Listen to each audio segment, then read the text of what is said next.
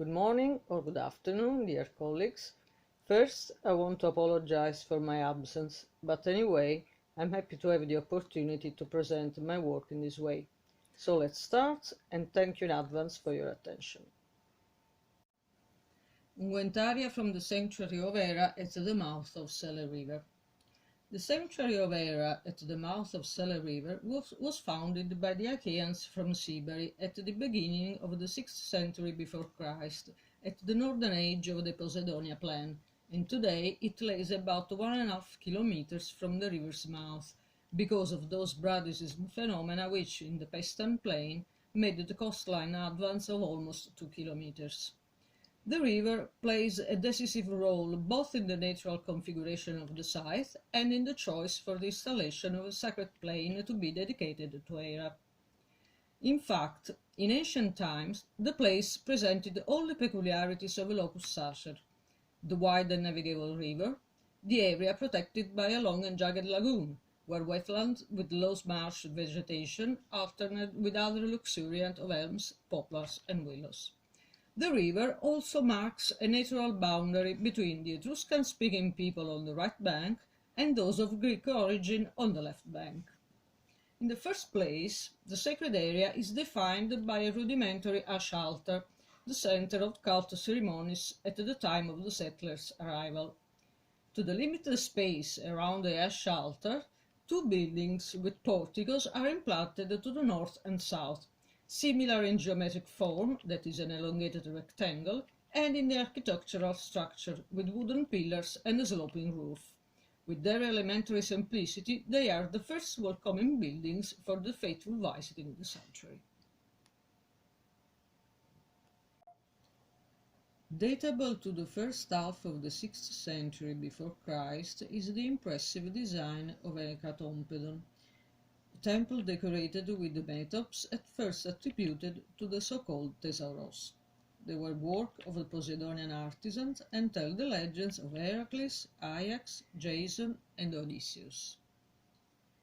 This project was probably immediately abandoned, since at the end of the 6th century before Christ the proper monumentalization of the sanctuary begins, and, at the same time as the two altars, the temple is raised, a large monumental building with 8 columns on the front and a rich architectural decoration in stone, characterized by metopes with dancing girls.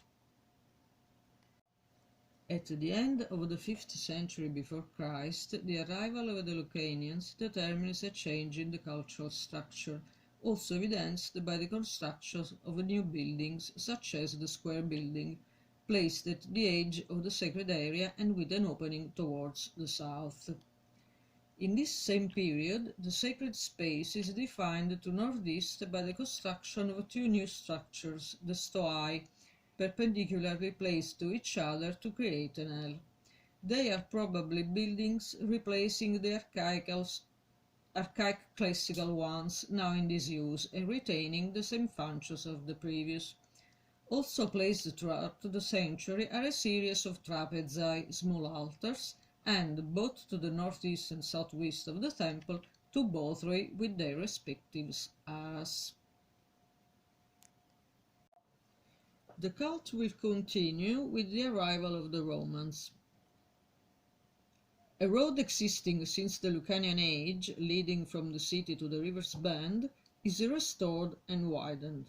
The uncovered sacellum is constructed as the building that had been interpreted as Thesauros and dated to the half of the 6th century before Christ. A series of donuts and cippi and several votive discharges are made, including the great Hellenistic stipe. The excavation have been conducted from the spring of 1934 up to the 60s by Umberto Zanotti Bianco and Paola Zancani Montuoro. They were interrupted several times due to the war, documented by notebooks and reports, and finally published in 2 monumental volumes. In 1987 starts a program to rediscover the structures already highlighted, but now buried by the muddy river Sele, cleaning and cataloguing of materials, and at the same time making stratigraphic controls and verification tests throughout the interested area. The results of the excavation campaign carried out between 1987 and 2006 were published in 2 volumes, Atti e Memorie della Società Magna Grecia, which also reported the studies carried out on different classes of materials recovering during the past years or on specific topics. The condition of most of the materials was more or less the same as Zancani had already well described. She writes, "The objects are very numerous, but still closed in crates and to be restored. They cannot be analytically described at the moment." The materials stored in crates were still wrapped in newspapers or kept in boxes of cigarettes or biscuits, or in many cases they kept very precious notes with precise information or signs or even short lists and sometimes even some sketch of the discovery context. Among the several investigated classes, black glaze ceramic, Corinthian pottery, choroplastic, bronzes, and so on, particular attention has been given to the unguentaria, which best contribute to highlight the functionality and peculiarity of the sanctuary. This work cannot avoid a reflection on the discovery context, which is rather complex as regards the large amount of material found during the old Zancani-Zanotti excavation. Regarding the unguentaria, where it was possible to recover the contextual data, they show a diffuse presence in different contexts, a significant quantification both in old and new excavations. Roughly, it is calculated that the number of selected individuals exceeds 500 units. From the review of the materials coming out from the old excavations, we obtain a very complex and widespread picture on the whole area. Actually, it was possible to identify the original context only for a small part of them.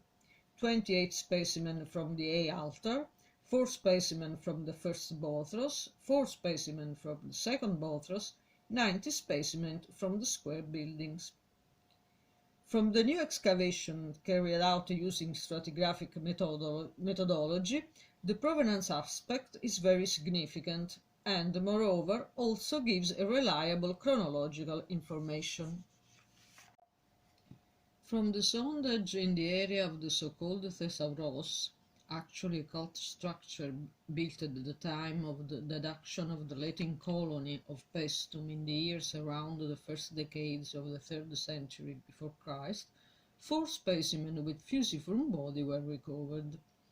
The interesting information is given by the stratigraphic context, since the fragments have been found in primary position, in the level on which the foundation of the cult structure is established, and in a level existing before the construction of the building. Therefore, they confirm the chronology of the establishment in the Hellenistic age. Another context returning the reliable chronological data is that of the sondage 7100, realized in the area of the first Bothros. The sondage has highlighted a complex stratigraphy, returning the successive phases of the arrangement and use of this area from the archaic age of the sanctuary to the Hellenistic Roman phase. In the levels that define the flattering preparation of the area for the new cult establishment, 5 fusiform unguentaria have been found, which confirm, along with other materials, the chronology of the reorganization of the area.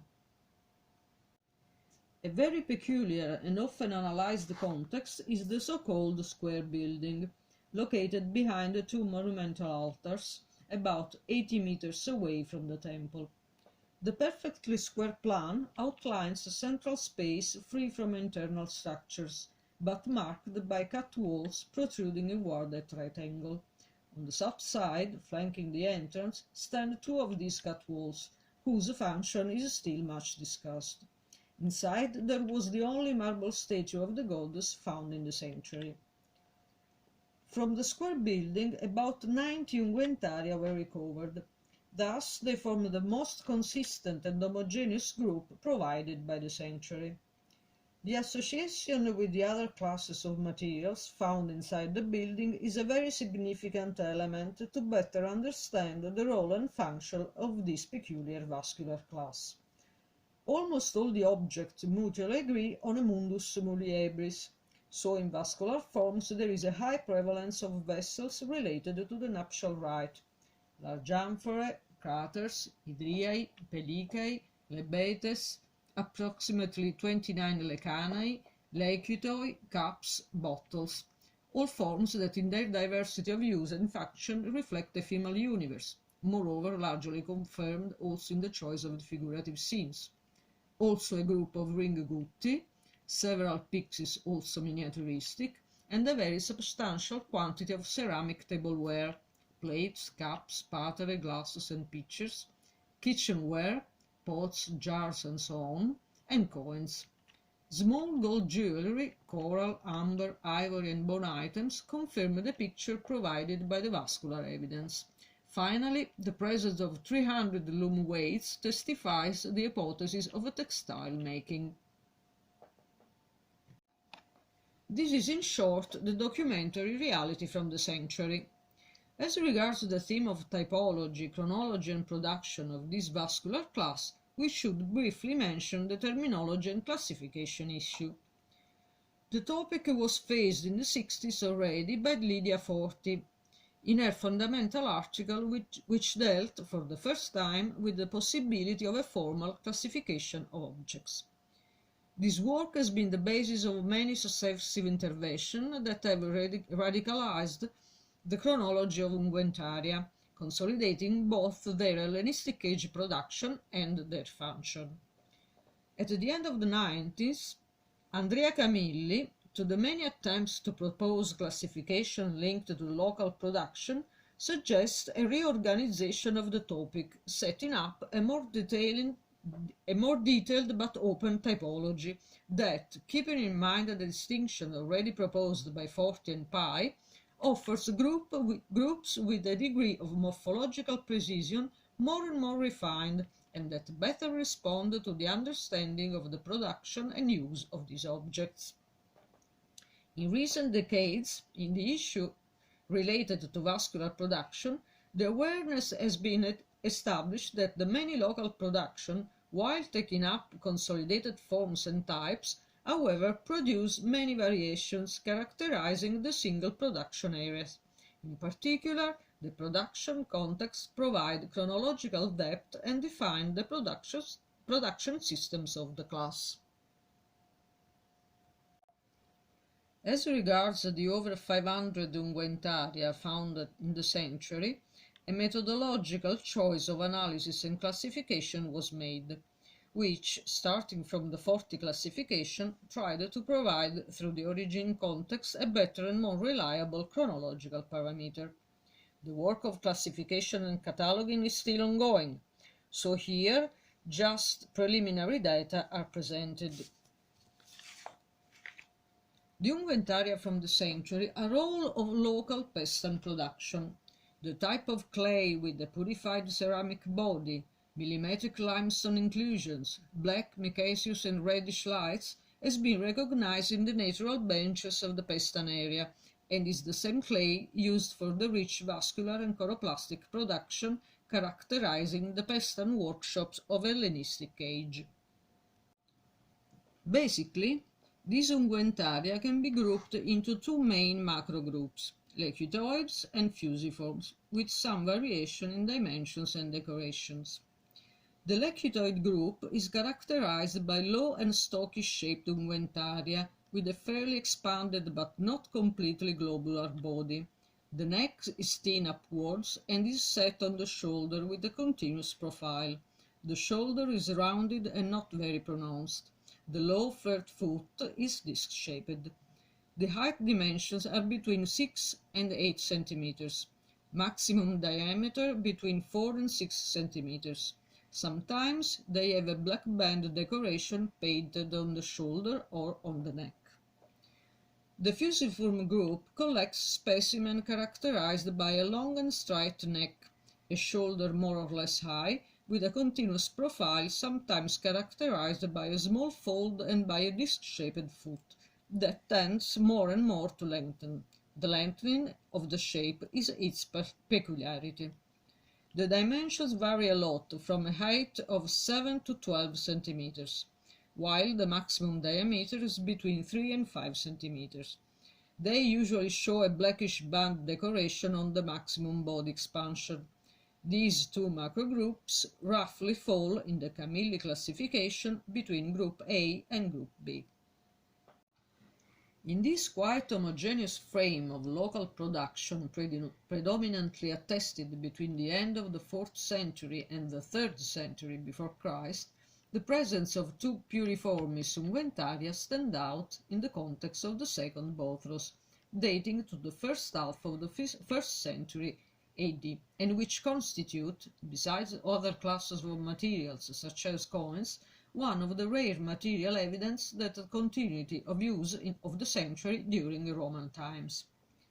The presence of a significant quantity of these objects in a sanctuary linked essentially to a female deity and to a fruition where the role of the woman seems prevalent is the best evidence of the function that these objects hold within that mundus muliebris that find in this sanctuary its best affirmation right in the square building.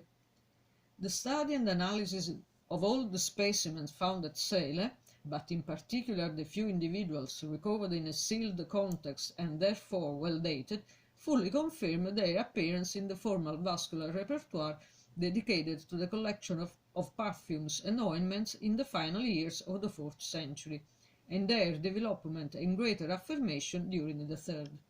Indeed, it is in the sanctuary of Sele that the passage and transformation from the globular bottle shape, decorated according to the so-called Gnatia style, can be recorded, and which rather characterized the context of the mid-4th century, and is decreasing on the decline of the century, making room to the lower form that identifies and defines the lecutoid unguentarium. Finally, during the 3rd century, the fusiform type takes hold, and the shape of the bottle that had characterized the context of the early Hellenism completely disappear. So that is it. Thank you again for your attention, and please, if you have any questions, write me an email to the address bferrara@unina.it. Goodbye.